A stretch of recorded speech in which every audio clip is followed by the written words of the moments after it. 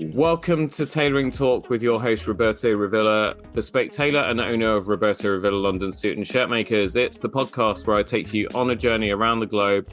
We'll either be talking tailoring or I'll be tailoring the talk. We'll meet a host of amazing human beings, creators, self-starters, performers, and more to learn about their journeys and the lessons they've learned.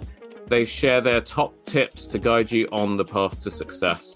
Please support my show by subscribing, and it helps so much if you take a few seconds to rate and review. Today, I'm joined by someone who is a true underdog turned champion. From being arrested, raised by a single mother on welfare, dropping out of high school and being shot at, to being a successful medical doctor and businessman who's reached over 4 million people worldwide. Here to share his story and then show you the top 3 ways to reach optimal health. Please join me in welcoming Dr. Reynolds Kairus, aka Dr. Ray, to the Tailoring Talk Show.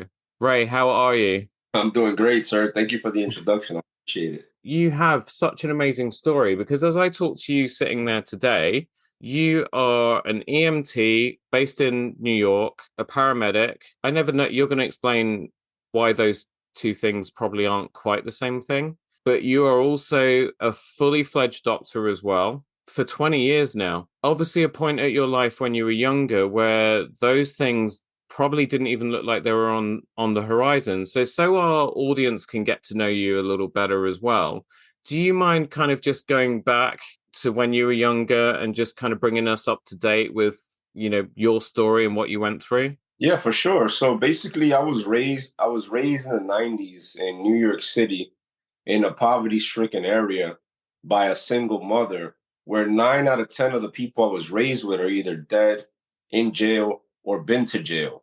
So, you know, being raised without a father, I was basically heading down the same path, the same exact path as my counterparts, because, you know, we are the sum total of the people we hang around with. So these are the people that were influencing me. And not having a father led for me to lean on hip hop music, gangster rap, and gangster individuals in my family and gangster neighbors as a father figure. These are the people that were influencing me on my path in life. And, you know, I ended up carrying weapons. I ended up being arrested. I ended up joining a gang. I ended up being shot at. I found out who the person was. I was planning like a revenge homicide on this person. And then eventually I snapped out of it. You know, the New York in the 90s was very difficult, you know. But then is it really difficult when you compare it to other parts of the world? You know what I mean? Like every poverty-stricken area has one thing in common, and it's crime. It's lack of education, lack of health. And I was succumbing to all those statistics, no matter whether you're in New York City or London or the UK or wherever you are in the world, you're going to be suffering from these things, and I was no exception. So, you know, eventually I was introduced to mentorship. Eventually, I was introduced to people that took me under the wing. And you remind me of mentors that I've had as well. So thank you for that. And basically, you know, long story short, I was able to overcome all these obstacles because I eventually got out of my own way.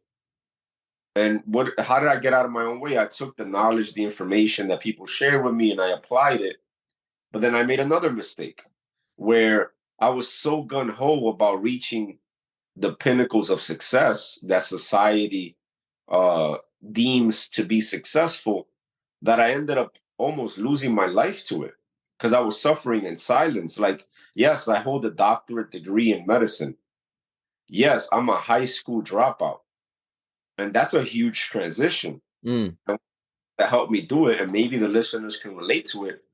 You know, when you're ambitious, sometimes you want to get to your goal no matter the cost. Like, hey, if it means long nights, if it means business meetings and meeting up with VIP elite clients at a drop of a dime just to be sure to provide them the best quality service, I'm willing to do it.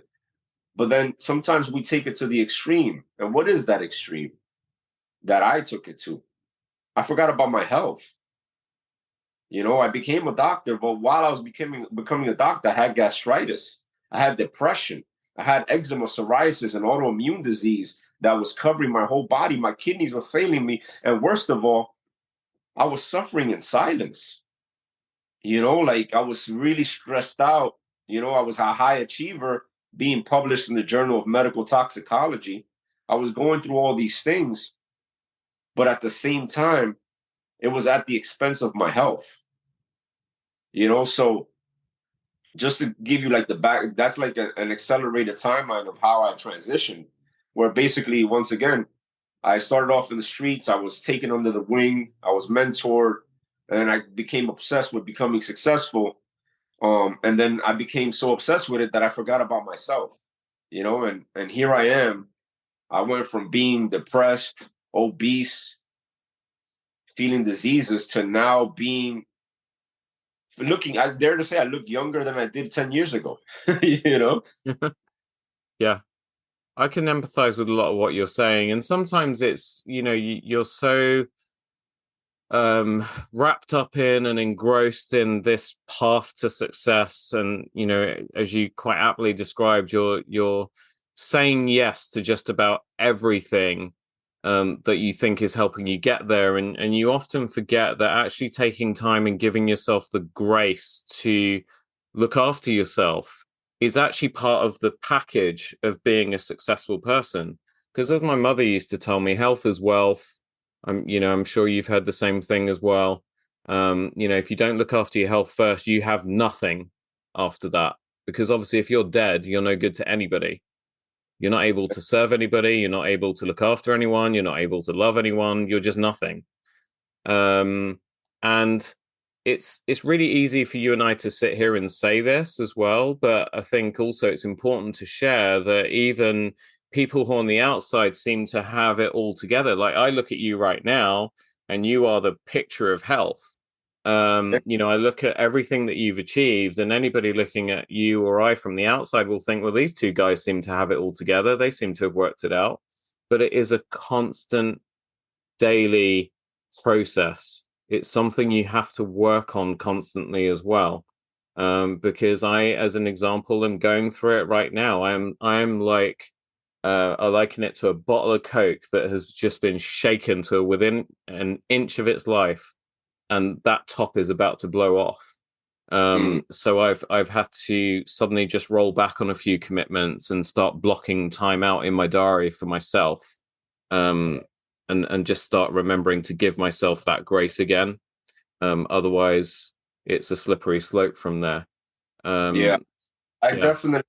definitely feed in my grace. So, again, I'm a product of mentorship, and one of the things one of my mentors told me was, wake up at 3 a.m., wake up at 2:45 a.m., get what you need to give yourself therapy out of the way first before the world wakes up, before your clients wake up.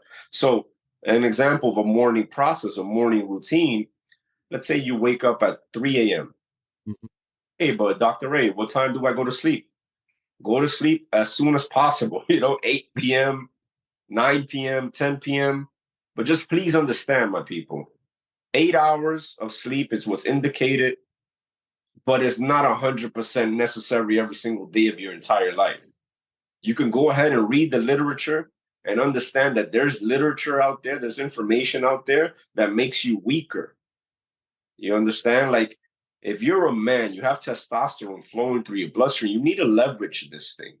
If you think about our ancestors, the reason why we're here is because they survived. Remember, survival of the fittest? Mm-hmm. So we're warriors. So you can't tell me that 6 hours of sleep versus 8 hours of sleep is going to be your downfall. Like, these people would fight Vikings or whatever it was, depending on what area of the world you're in. So back to the morning process. Once you have that mindset, like, hey, I can do this, wake up at 3 a.m., write your goals down, visualize, meditate, write in your diary, be at the gym or start working out like as soon as they open. Get an hour and a half workout, because when you work out, people have this mistake where they feel, or there's like this stigma behind it, that it's all for aesthetics. Although there is aesthetic benefits, like, if the big brother's going to tailor my clothes and I'm physically active, it's going to make the clothes look even better. You know what I mean? So I welcome that. But in reality, my people, it's therapy. Like I go into the gym, I lift weights, I lift heavy weights, I work in a hypertrophy focused manner, and I also do martial arts. So we need to realize that we spoke about health and how you got to block out time, and that's something you're really good at. And I'm learning that from you because I'm still have those little things where I'm just like very driven, you know. But I need to make time for my wife. I need to make time for my kids. I need to make time for my dog. I got to walk my dog. You know what I mean? And it's like to reach optimal health, which is what we're going to get to. It's not just lifting weights. It's not just eating broccoli and spinach. It's also mental health. Yeah. How do you mitigate the stress that you're under as an executive, as a person who has to make payroll every week or every 15 days? So the best way for me, and here's a fun fact: human beings, we're 99.9% identical. It's only the 0.01% genetic variability that makes us individuals. So what works for me will work for you. And whether you're in New York City, in Brazil, in the UK, a man who exerts himself physically, who gets his heart rate up and leverages the mind-body connection, a man who lifts weights. And also, by the way, it doesn't have to be just weights. You can also do cycling for a very long distance. You can also do very long running. You can do yoga. It's not this. I'm just giving you my biased opinion. Yeah. Right. But there's a functional part of it. Like you don't want to be like a, ultra long marathon runner who weighs 110 pounds and you have a family to protect. So what I'm trying to tell you is if you have stress, the best way to vent out that stress, because you mentioned the Coca-Cola bottle that was shaking up. And I used to say something very similar. So when you said it, I understood it right away. You got to have positive venting mechanisms. Yes, going into the woods and meditating may work. But if you were to relieve your stress with something that simultaneously builds you up, that's like the secret sauce right there. So like, for example, I vent my stress while practicing Brazilian Jiu-Jitsu. So not only am I being physically active, I'm also venting my stress. And I'm also learning how to defend my family. But if you go to the woods and meditate, or you have like this space in your office where you're meditating for 2 hours or whatever, however long it is, that helps.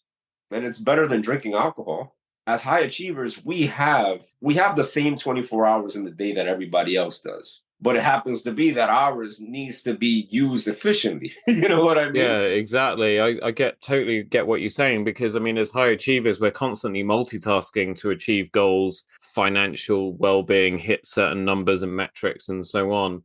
But when we do take time for ourselves, we also need to make that time count as well. So I totally get your analogy. Like if someone told me, you should try well, I do get told a lot, you should try meditation and go sit under a tree or something. And I'm just kind of like, okay, fine. That's gonna do one thing for me, but it's not really helping me to do anything else. I'm not burning calories, fat. I'm not getting my heart rate up or anything. Never mind the fact I can't sit under a tree and meditate for an hour or two because I have that attention deficit thing, so I can never sit still.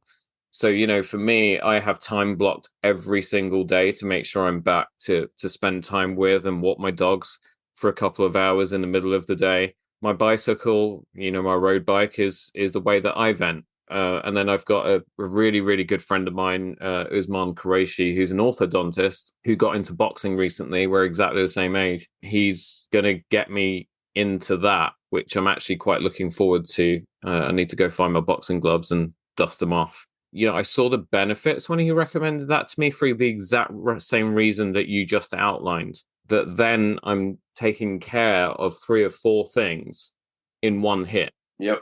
And bicycling, by the way, I remember when I first became a doctor and I didn't have a car, I bought a bicycle, and that's very euphoric. I got to tell you, man, because you're working out, your heart rate is up, and then like there's so much senses. You're dodging cars. At least for me, I was in the city. I was dodging cars and passing all these trees at the same time, and it was like sensory overload. I used to love cycling. Cycling is very I enjoy it very much. Yeah, one of my clients said because he got I don't know if you have them out there, but we have these folding bicycles made by a British company called Brompton. They kind of pioneered the folding bike. So I have a road bike for my, my usual training, endurance rides, and so on. But then for day-to-day commuting, I have this folding bike called a Brompton, and it literally just folds up like the two wheels together, and you can carry it around. It weighs about 12 kilos. But I remember one of my clients saying to me, he's like, the other thing, as well as all the other benefits that you just outlined. He said, when I ride it, I feel like a child again. I feel like a teenager again. When you think young, I think that you kind of look younger. You just kind of feel younger within yourself for a longer period of time. Yeah, one thing I've always heard is that a man's prime is from like the age of 35 to 55. And one of the reasons why is because our value comes from the work that we do. Like as men, it's a universal law that we are to protect, we are to provide, and lead our family. So after the age of 30, 35, we're wiser. We're not slipping on the same banana peel. We're might be at the height of our earning career. So, definitely embrace this mature phase of our life and feel the youth, feel the vibrancy and understand that we all deserve confidence. We all deserve energy. And I always say, like, not to, like, allow me to be morbid a little bit and give everyone a dose of reality. Yeah, go for it. Well, I mean, you're a qualified doctor, and so We die a little bit every single day. Every second that passes, we get closer to our death. And what happens is we accelerate the hands of time with the way we celebrate. There's a lot of people who actually think what they do is enjoying life when they're actually accelerating their death. You know what I mean? Like, let's say you're eating the fatty food, smoking the cigar, drinking the cognac, drinking the wine, whatever it is that you're doing. Yeah, you think you're having fun and celebrating this big commission check that you got coming in from a sale or whatever it was, but it's actually detrimental to you. So I always say the best way to really enjoy life is to prolong it. But my opinion has bias. I've been in health for 20 years, so I could speak about health. And, you know, you want to enjoy life, you got to prolong it. And since our time here is so short, what I'm trying to share with you guys is one more second of suffering in silence, one more second of looking at yourself in the mirror and not being satisfied with your body, one more second of lack of confidence, of lack of energy is an eternity. Like, it's too long already. Like, don't put up with it. If you're a high achiever and you're rising through the ranks and you've done so much, please imagine if you were dialed in physically. Like, if you accomplished so much as a lesser version of yourself, imagine once the most important thing gets solidified and gets stronger. Imagine you were stronger physically and mentally, because it's 2023. It's not 1950. Like, the internet is exposing the good and the bad. And the reality is, what's good is to be healthy and take the holistic approach. What's bad is being on a yacht, but being too embarrassed to take your shirt off. Let's leave our strengths on autopilot while simultaneously working on our weaknesses. And why am I able to speak about this so much? I was 70 pounds heavier. While going through medical school, I alluded to it earlier, I was suffering in silence. I had suicidal thoughts. Like, on the outside, everybody's like, wow, you're doing really good, man. Inside, I was hurting. Wow, I could be better. I could do better. And one of the things that led me to understand that was self-improvement information, self-improvement content. I don't know if you guys remember, but there was a such thing here in the States. It was called Barnes and Noble. It was a bookstore. bookstore. Yeah. And in this bookstore, I found the self-development section. And it was like an oasis of information for me to to make that transition from being like destined to death in jail to being where I am now. And one of the best things I ever learned that stuck to me the most was, hey, if you can do it, I can do it. So if it's been done, it could be done. All you got to do is just follow the person's blueprint. One of the things you do outside of your day job of helping so many people, you coach executives, go-getters, high achievers, etc., on their health. How do you must have seen, like me in tailoring, I come across so many execs that are overweight, unhealthy, but then they're full of all the excuses as well, like, oh yeah, I will lose weight one day. It's just so hard because I'm traveling so much, and then it's just you're being entertained all the time. And I turn around to them and I'm like, fine, you have to do that stuff, but you're making micro choices all the time. So, for example, if you're, I don't know, you're at some fancy dinner or something. Well, you pick and choose what you order and what you eat. You don't have to go for all of the bad stuff. Swap your fries for a side salad or something. But they and again, I kind of say this like I'm up on some high horse or something. I've been known to make bad decisions like almost every single day, but I do stop and think about things for a second. Like I'm going out to dinner with a client tonight after this. But I've already checked the menu at the place that we're going to beforehand, and I've already made my selections beforehand so that I'm not feeling under pressure on the spot to do what everybody else is going to do. There are micro choices that you can make, but I don't, sometimes I kind of feel like, my clients hear me kind of trying to advise them on this stuff, and I don't know how to ignite the fire of their willpower. How do you take, because you must have dealt with similar people, how do you take them from down here and then start to help them to change their habits and so on? Where does that start for you? So I don't placate them. I tell them the truth and I give it to them the way they need to hear it. Having known you now for half an hour, that doesn't surprise me.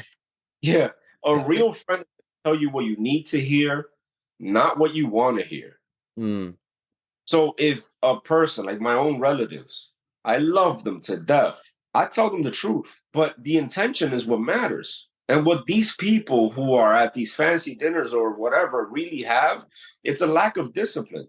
And that lack of discipline leads to a lack of trust in self. So if you don't trust yourself because of your lack of discipline, that lowers your self-esteem. And you cannot buy confidence, you cannot buy discipline, you cannot buy self-esteem and trust in yourself at Target or at this big international convenience store or store. You have to earn it.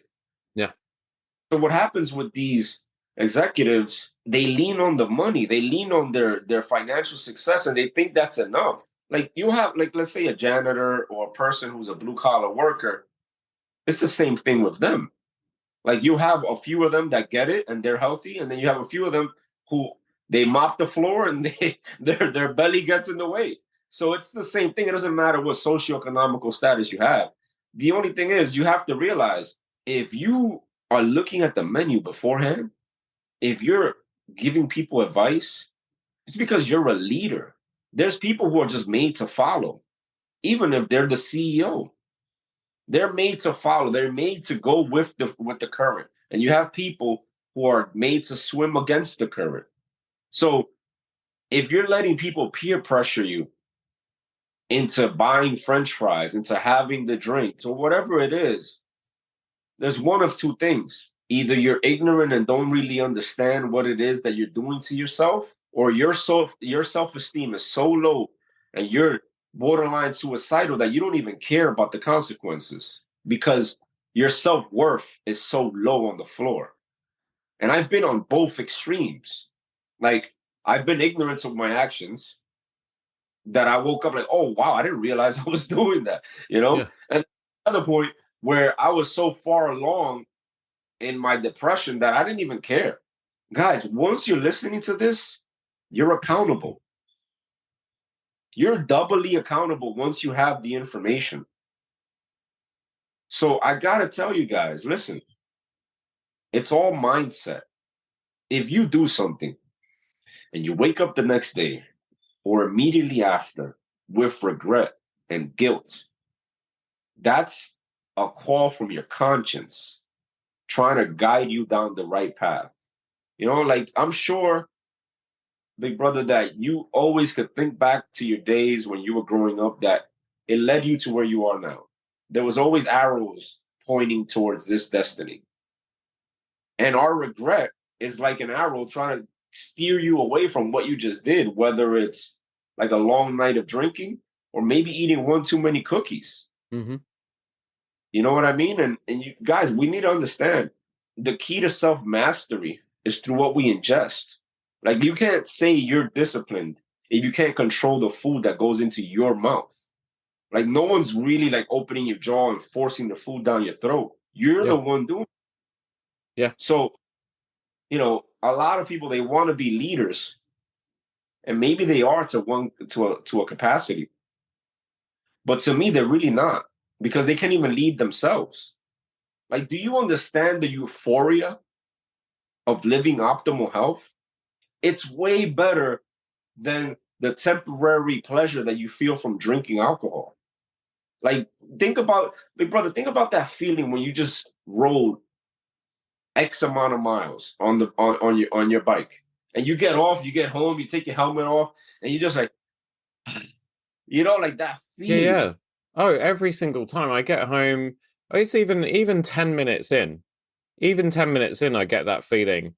And then when I get home, that's the first thing I always say to my wife or call up the stairs if she's not within eyesight. And I say, I'm so glad I went out. I needed that.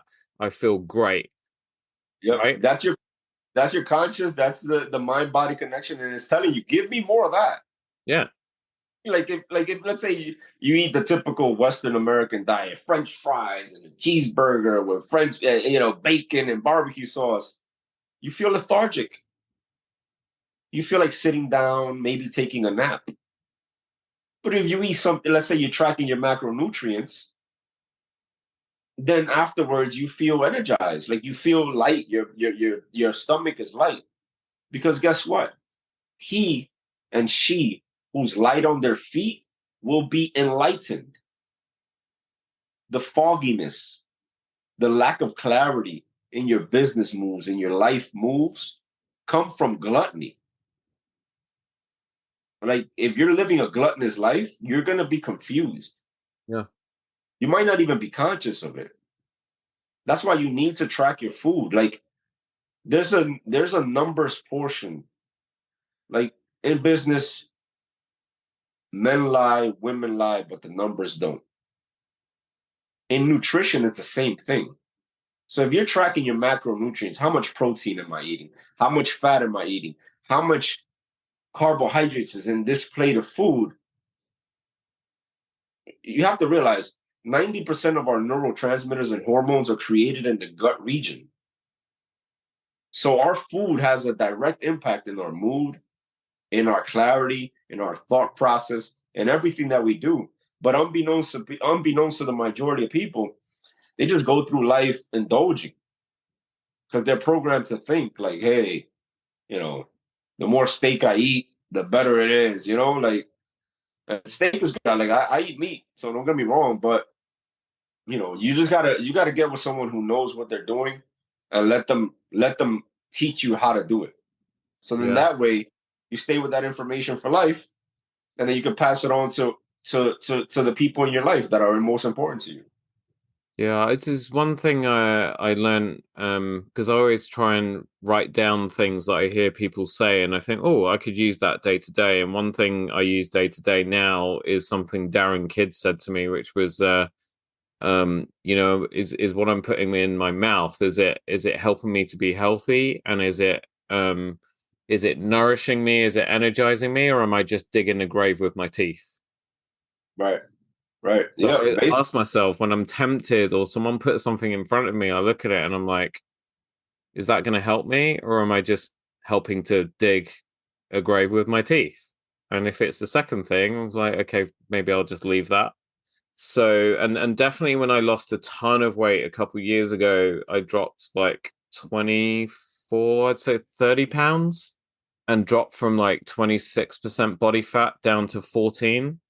Right. But that was through exactly what you just said, which was tracking everything that I was eating. I mean, I probably did get a little bit too obsessive about it at one point, but the benefit of that is that now I know what the calorie, fat, protein, carb makeup is of most food groups. I don't need to look anything up on a packet or on the internet or anything because I just got really, and that's how I am in business. In business, with my business and so on, it's all about all of the numbers and all of the little actions and all the things you need to perform every single day, all of the habits in order to hit it and be successful. And I realized going through that process of health, weight loss, and so on, that it's pretty much the same thing. Track and measure, track and measure, track and measure. Keep at your good habits. Don't do the stuff that's bad, and then you will get to where you want to go. You're absolutely right. You want to improve something, you have to track it. And the funny thing is, big brother, is that the people listening, they know this. They know this. There's nothing new under the sun. They know they need to do this. They've heard this before. Let this be the last time you get reminded until you finally do it. When you're on the list to get a liver transplant because your liver is failing you and your skin is yellow and your eyes are yellow and you have jaundice, it's going to be too late, probably. When you're almost dying, guys, listen, I've seen people's soul leave their body so many times. I can't even remember. I can't count it. 95% of what people suffer from can be avoided with a healthy lifestyle. And cancer, for example, doesn't take under consideration your socioeconomical status. Did you know that stress is the on switch, for lack of a better term, of many diseases? Did you know that stress can lead to a heart attack? I'm sure you heard it. I've seen it. Did you know that stress can lead to a stroke? I'm sure you heard it. But guess what? I've seen it with my eyes because I'm a doctor, but I'm also a New York City EMT paramedic. When you call 911, I show up to your house. And I don't work at the country club where people play golf. I work in the South Bronx. Like, whenever you hear like traumatic things happening in New York City, this is the area that I cover. I moonlight as a paramedic because I still want to stay connected to my people. Was my start in healthcare.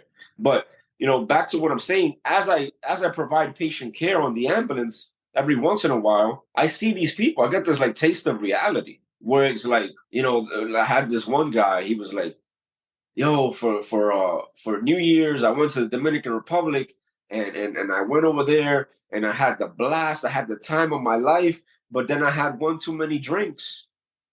And the stress of running my business plus the drinks, now I have liver failure. And now and we were transporting him to the hospital where he needed the liver transplant. But guess what? There was no liver available. So he was on the list.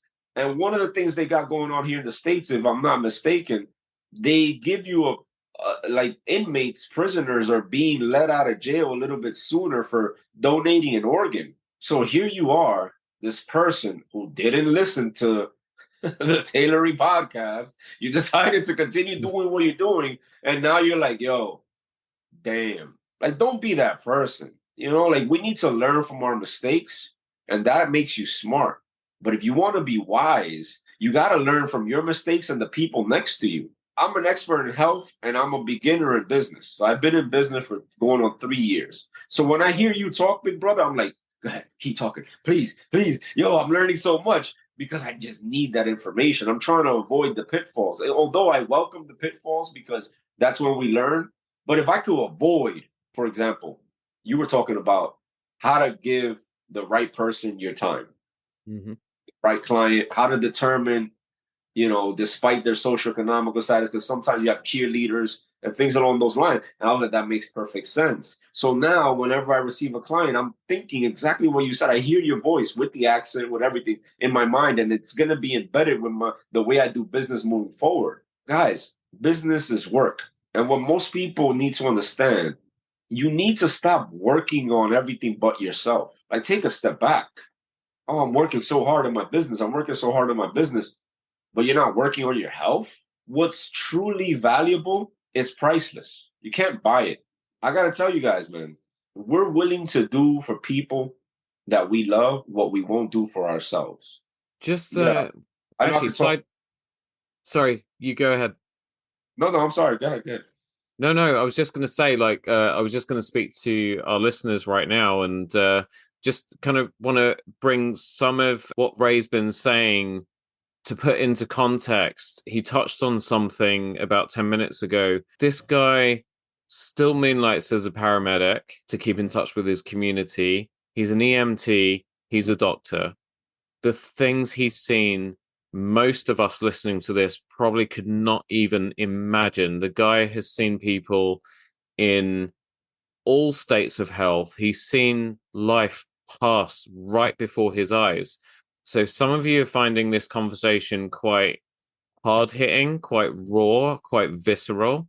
You got to understand where he comes from. I've read books, biographies of people who've been junior doctors, nurses, and so on.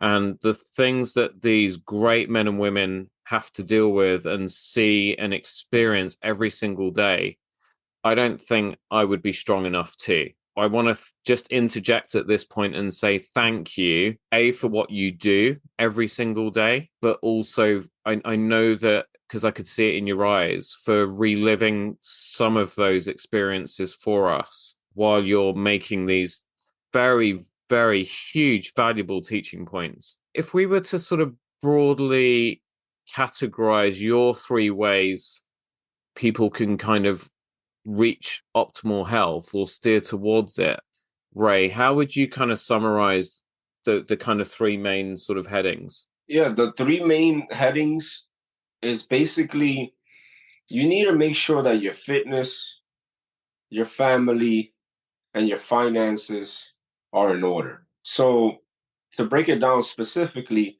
your fitness has to be a hypertrophy focused workout regimen. The reason why I say hypertrophy is because hypertrophy is a medical term for increased Mm-hmm. muscle, Right. right?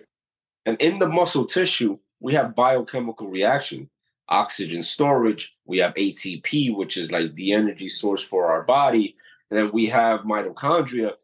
And this is why people who work out are usually more energetic because the oxygen stores a lot of, a lot of oxygen is stored in your muscles. Mm-hmm. A lot of people aren't really tired. They may just be having sleep apnea when they sleep at home. They may just have lack of oxygen. That's why they're tired. So in martial arts, you could be a world class fighter, but if you're having lack of oxygen, you become a spaghetti. Like it doesn't even matter how much Yeah. experience you have no oxygen. So that's why I always say hypertrophy focused workout is one of the best workouts. Secondly, you need to track your macronutrients. When I prescribe people macronutrients, I take under consideration their height, their age, Mm-hmm. their medical history, and their weight, right? But in general, just to give calories out there, men should not eat more than 2,400 calories per day, and women should not eat more than 1,700 calories per day. Here are some actionable items that right now you can take. Secondly, or thirdly, for fitness, you need to have a positive attitude, a can do attitude. You can't just throw in the white flag because you're being taken out and say, well, I'm being taken out. They're paying for everything. So I'm just going to eat whatever I want. You need to have a more resilient mindset. You need to be anti fragile. You need to be stronger mentally. So, another part of your fitness, mental fitness, is you need mindset training. Because think about it. I alluded to at the beginning, we become the sum total of the people we hang around. If you're receiving mindset training from me or someone like me, you're eventually going to adapt this stuff and be like, nah, I'm good. I don't want that. Kobe Bryant, Michael Jordan, LeBron James, all these people had one thing in common amongst others, right? They reached the pinnacle of success. They were at the top of their game. But what else did they have? They had a coach behind the scenes, someone coaching them. They had a mentor. You need a coach. You need a mentor in different areas of your life, you know? So when it comes to health, you need a mindset coach. You don't need a personal trainer. Shout out to all the personal trainers out there. They're doing great work. So nothing against them, but it's more than just going to the gym for 30 minutes 3 times a week. It's more than that. Because what happens is a lot of people go through this seesaw pattern where they gain weight, they lose weight, they gain weight, they Yeah. lose weight. And the reason why, it's all mindset. It's nothing else. You got sick and tired of being sick and tired, and that's how you lost all the weight. That's a mindset shift. You know what I mean? You were like, you know what? That's it. I'm done with this. I'm gonna go to 14% body fat from 26. By the way, I listen, I pay attention because it's very valuable. You transformed your life. When you want to increase your fitness, your mental fitness, your physical fitness, your mental health, your physical health, you need to do a hypertrophy focused workout. You need to track your macronutrients and eat in a calorie deficit. And you need to have a positive mental attitude with a can-do resilience mindset. Because here's a fun fact: if you have two people with cancer, the one with the positive mental attitude has a better prognosis than the one who has a mental attitude. Yeah. So although you may not have cancer, but if you have a negative outlook on lifting weights, or you have a negative outlook on like pursuing health and eating cauliflower, then your odds of being successful and taking care of what's really important it's very minimal. Mm-hmm. You gotta understand, guys, just because you don't know how to do something doesn't mean it can't be done. Oh my God, I'm busy. Oh my God, I'm running a company. I have 500 employees. I can't really take care of my health. I have too many stuff on my plate. Bro, I don't even care how many employees you have. You don't have more stuff on your plate than I do. I don't care who you are, but I figured it out. I learned how to do it. But, I've been in healthcare for 20 years. So, I better freaking figure it out. You know what I mean? I say that to say this: we're all interdependent. Just by looking at me, most likely what size, what clothes will fit me best, what colors will be best. And based on your assessment of what I do on a day-to-day basis, you could go ahead and give me suggestions on what to wear. I wouldn't be able to do that, And I look up to you and all the business people because I'm a baby in business. I'm a goldfish in the whole sea of business. I'm a goldfish. Look, I've been online. I've been able to reach over 4 million people worldwide. But in business to business, I'm still learning. So whenever I hear something, I'm all ears. So what I'm trying to tell you is we all have our strengths and we all have our weaknesses. Don't let your weaknesses be an excuse for you to give up, for you to quit. Just find somebody who's strong in that area and let them guide you in that process so that eventually we can reach this point in our life where we are well-rounded. We have peace of mind, So mentorship or mindset training, macronutrient manipulation, hypertrophy focused workout, that's for the fitness portion. Relationships, I made this mistake. One of the reasons why I'm divorced is because all I focused on was becoming a doctor, because I didn't pour myself into the relationship. I just focused on succeeding. Mm. And it sounds romantic. I was so gung-ho about getting it done that I didn't even spend time with my kids. I'm always traveling. You know how stupid that sounds now? For me, the realization is when, you have dogs, right? Because they have very short lives. So for me, taking so much time away from them, it's in relative terms, it's even worse, right? Because they're not here for that long. When you relate it to people who have kids, your kids aren't going to be kids for very long, right? Their childhood, their teenage years are going to go by like in the blink of an eye. And are you going to be the parent that says, where the hell did that go? My kids are grown up and gone. I don't see them that much anymore. I missed all that time with them. Are you going to be the parent that says, my kids are grown up. This is what we did while they were going through whatever they went through growing up? That's, I needed to hear that, man. With my kids, because they spend time with their mother 4 days out the week. I'm with them 3 days out the week. And in my new marriage, I have a newborn baby daughter. Her name is Dahlia. I just need to spend even more time with my kids. I do everything I can, and if you get on my Instagram, you'll see like I'm their barber, I'm their physical trainer. I do everything for them that's within my grasp. But when you mention about the dog, like I have my dog, his name is Smokey. He provides me unconditional love, And I noticed that, like I mentioned at the beginning, like I spend more time with my dog, and it's just like it's a wake up call, and it's sometimes he misbehaves, for all the dog lovers, for the people who don't have dogs, they're gonna be like, what the heck are these guys talking about? But if you have a dog, they start getting a little bit destructive. And that's usually when you don't walk them enough. When you don't stimulate them and exercise them. So, thank you for the friendly reminder. Smokey's gonna be a little bit later. He's gonna be all happy. Like, I Yeah, love but you him. see what you said there, just giving a rudimentary example, like when your dog's being destructive and so on. Okay, they're just being a dog, right? We can't we very easily put kind of the human condition onto them, but at the end of the day, they're an animal. They don't know that chewing your shoes is the wrong thing to do, whatever. But then, as you quite rightly said, usually when they're doing stuff that we don't like, it's because we didn't walk them, we didn't give them enough exercise, we didn't spend any time or give them any attention. And that realization is the difference between going above the line. There's a thing called the line of power. You either in life with anything, whether it's your health, whether it's your responsibilities at home, at work, walking the dog, whatever, you have a choice with anything in your life. You either decide to take responsibility and go above the line and say, the reason why my health is so shitty is because I've been letting it go and I've been making bad decisions. The reason why I'm not doing so well at work is because I haven't cared enough. These are the things that I need to start doing. The reason why my dog is destroying the furniture is because I don't walk him or her every single day. I don't put the time in.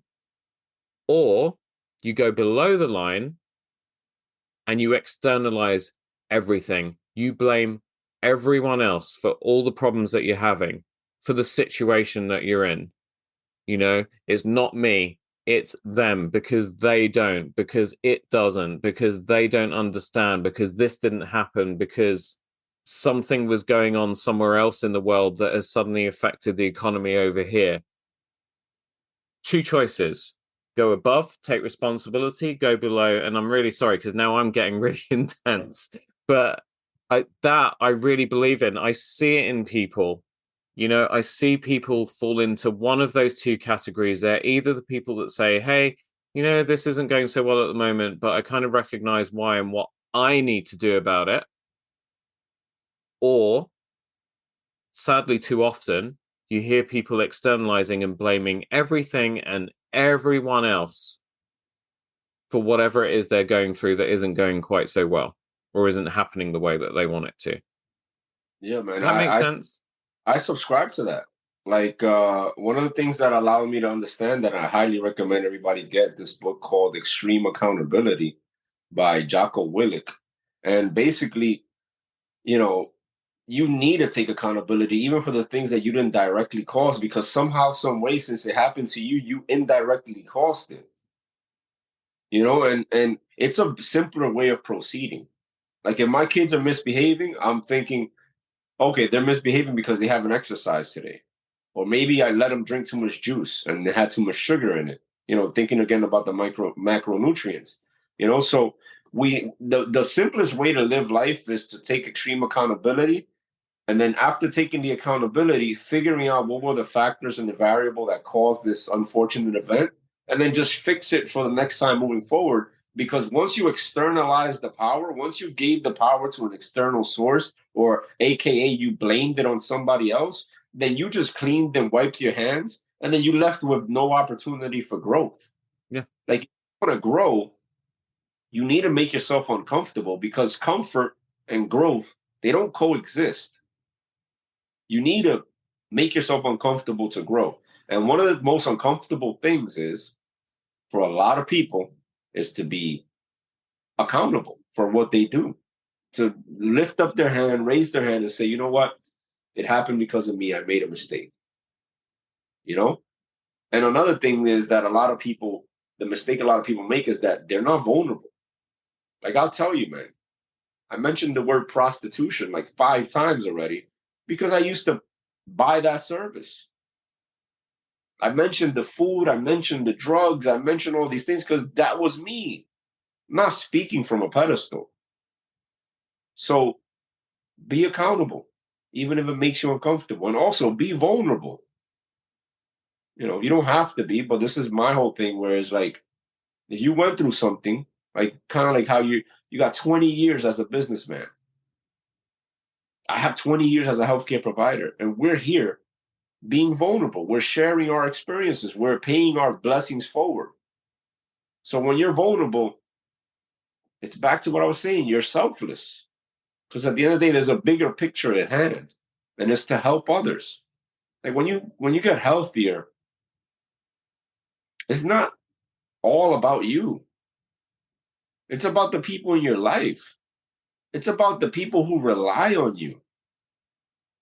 Like again, guys, this is not just for the aesthetics.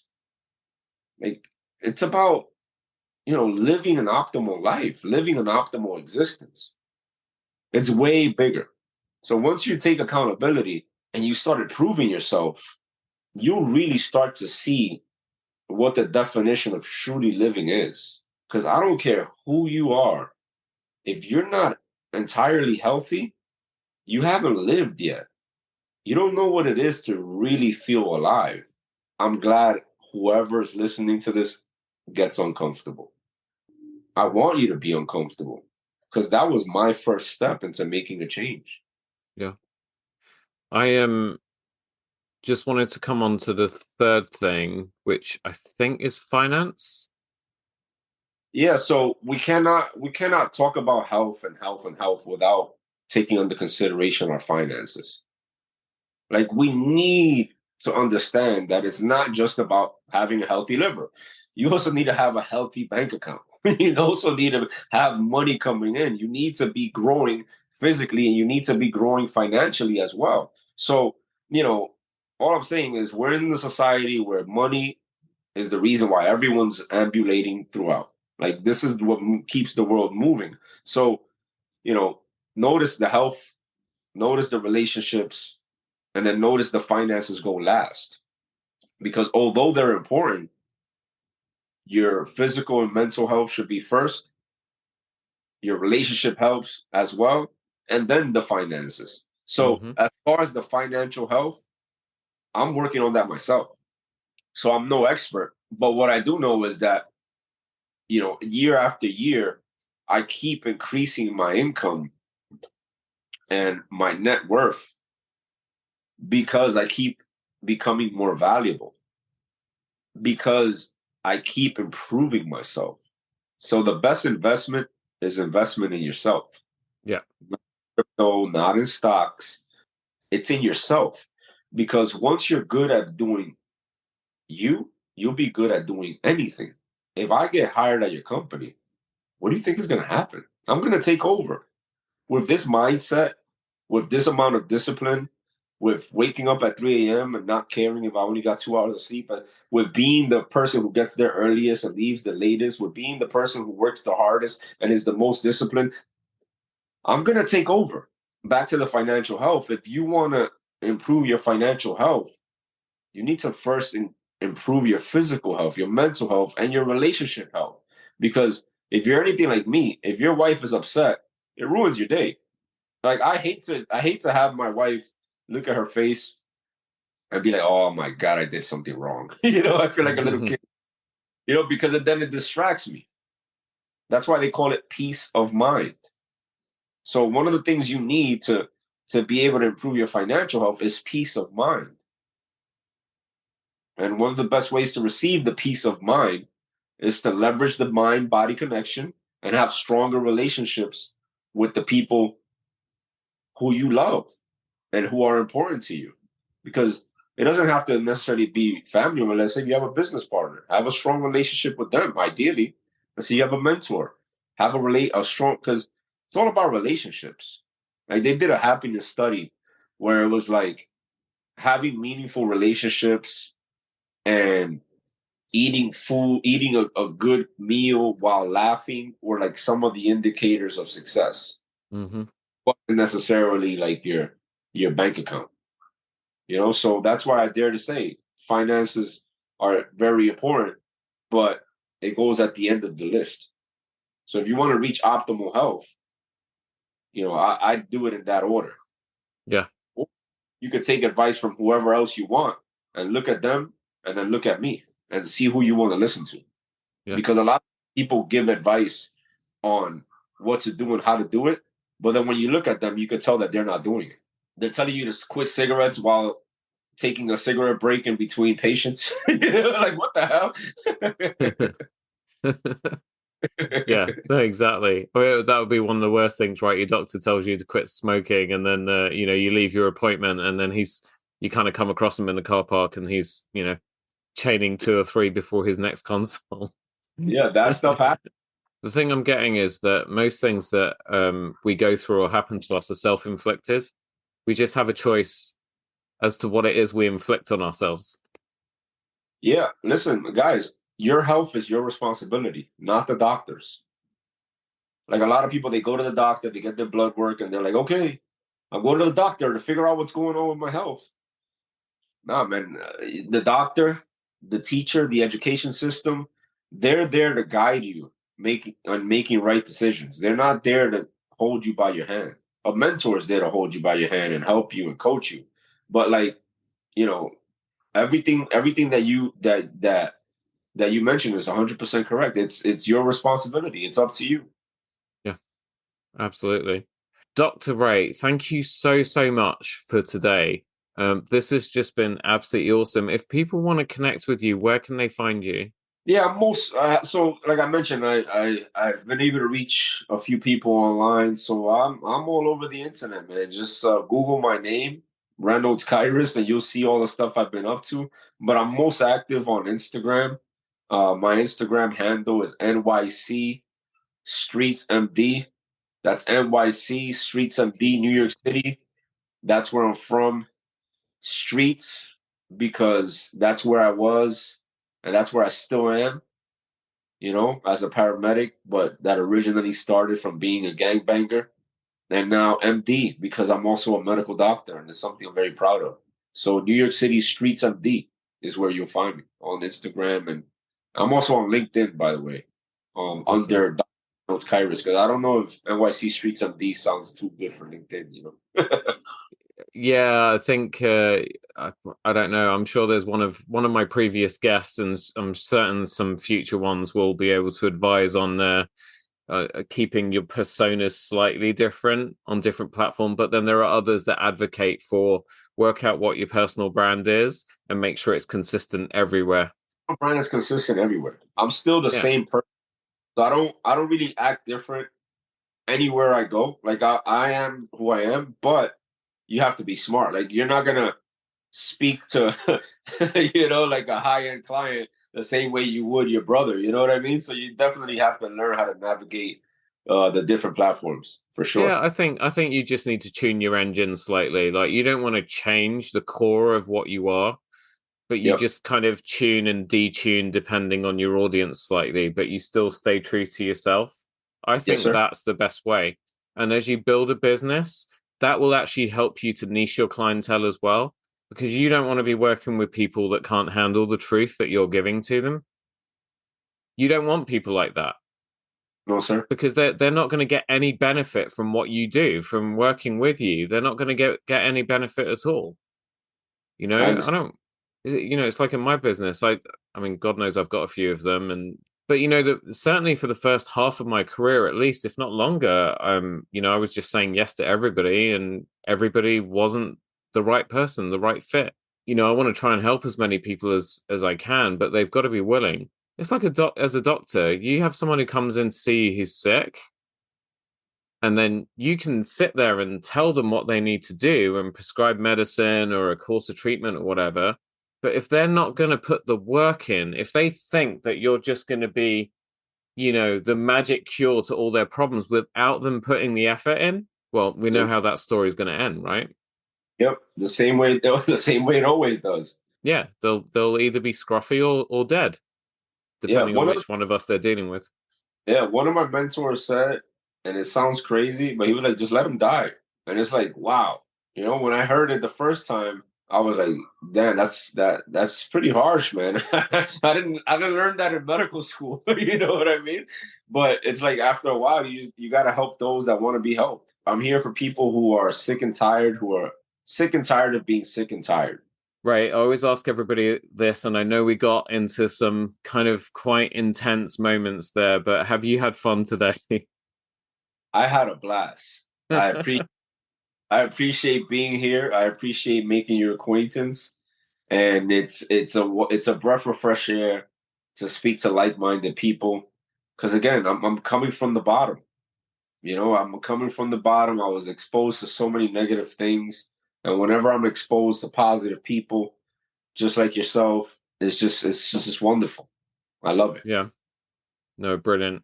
Couldn't think of a better way to end it, actually. It reminds me of that Drake song where he says, started from the bottom, now we're here. That's We're it.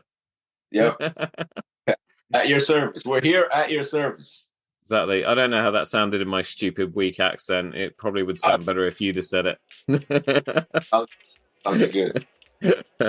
Brilliant, Ray. Thank you so much. And thank you all for joining Ray and I on this episode. I will put all of his links in the show notes. Remember, definitely hit that share button to send this podcast on to someone who you not only know, but actually needs to hear the things that the King taught us today.